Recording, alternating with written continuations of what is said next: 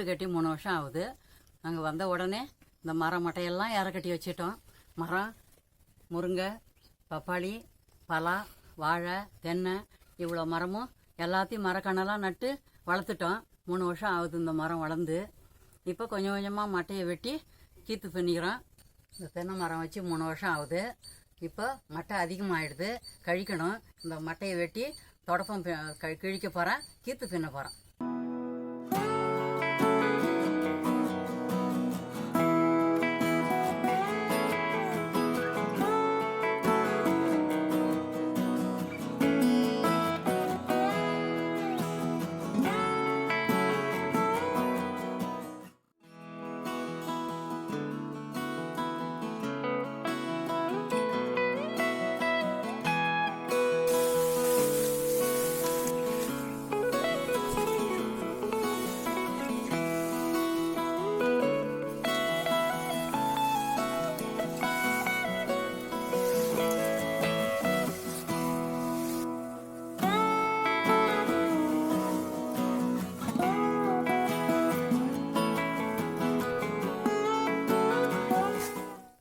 மட்டையை கொண்டாந்துட்டேன்.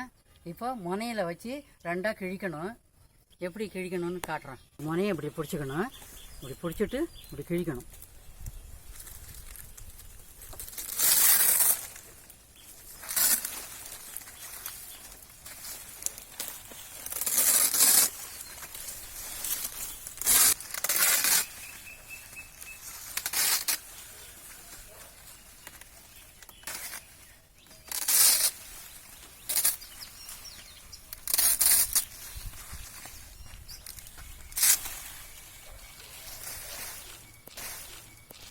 ரெண்டாக கிழிச்சாச்சு.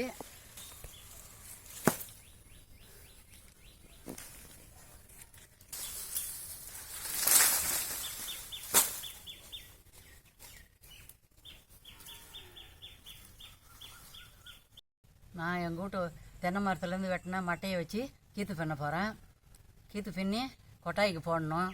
கொட்டாயெல்லாம் ஒழுகுது. கீத்து போட்டுட்டு அது மேலே ஷீட்டு போட்டால் பாதுகாப்பாக இருக்கும். அதனால் கீத்து பின்ன போகிறேன். நான் எப்படி கீத்து பண்ணுறேன்னு பார்க்கலாம் வாங்க.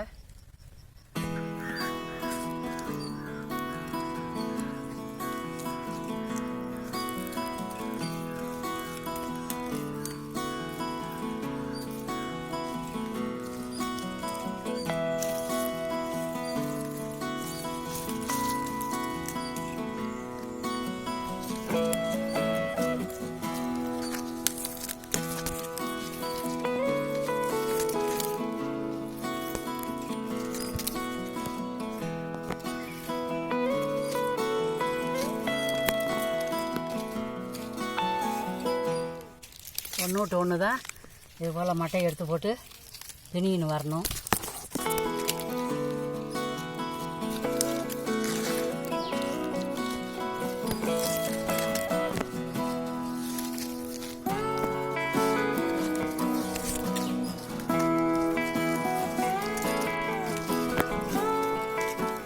இது பிஞ்சி மரம்ன்றதுனால, சின்ன வயசு மரம்ன்றதுனால எட்ட இருக்குது கீத்து. அடம்பாக வரல. இன்னும் கொஞ்சம் வயசான மரத்தில் இருந்தால் மட்டை நல்லாயிருக்கும்.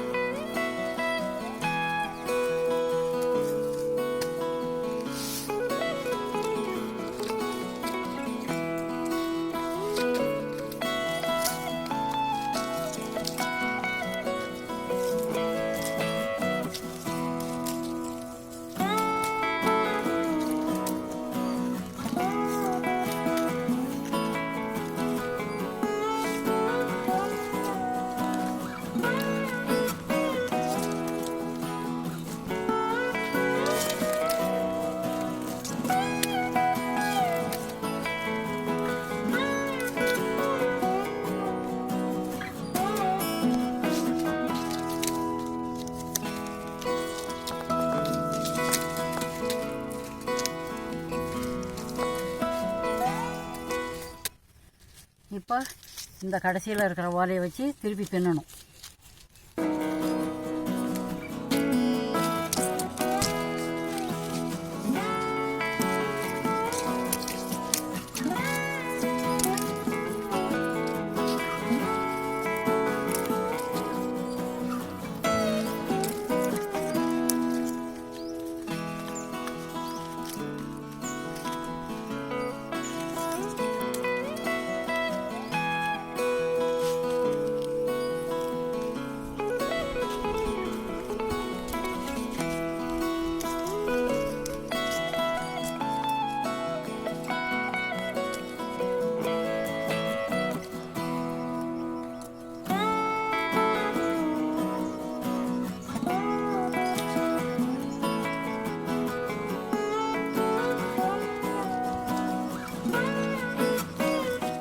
இப்போ முடிக்க போகிறேன். மட்டை இவ்வளோ தூரம் வராது, அதனால் இப்போ முடிச்சுக்கணும்.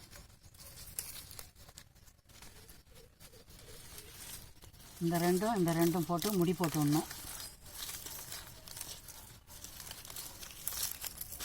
அவ்வளோதான். இப்போ அந்த பக்கம் முடித்த மாதிரி இப்போ இந்த பக்கம் முடிச்சுட்டு போகணும்.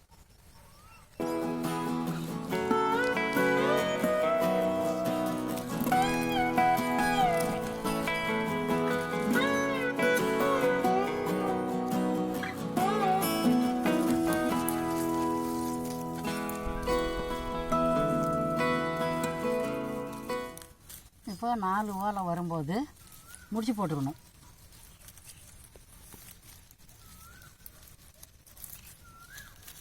அவ்வளோதான். இப்போ முடிச்சு போட்டுக்கினே போகணும். இதுக்கு மேலே பின்ன வராது. 2 எடுத்து முடிச்சு போட்டுக்கினே போகணும்.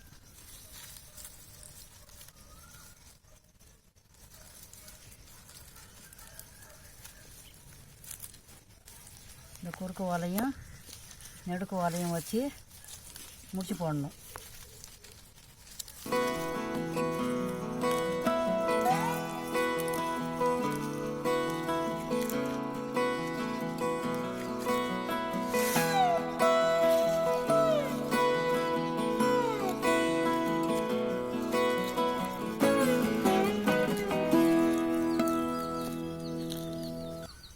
கீத்து பின்னி முடிச்சாச்சு.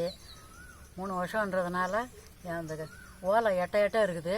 இன்னும் 2 வருஷம் போச்சுன்னா ஓலை கிட்ட வந்தால் கீத்து கொஞ்சம் அடம்பாக இருக்கும்.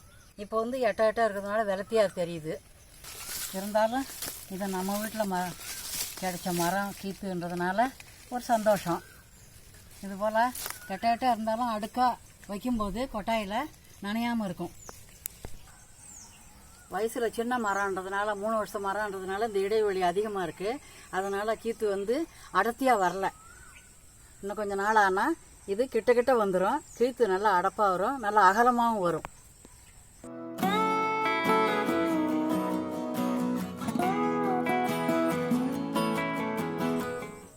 கீத்து பின்னி முடிச்சாச்சு.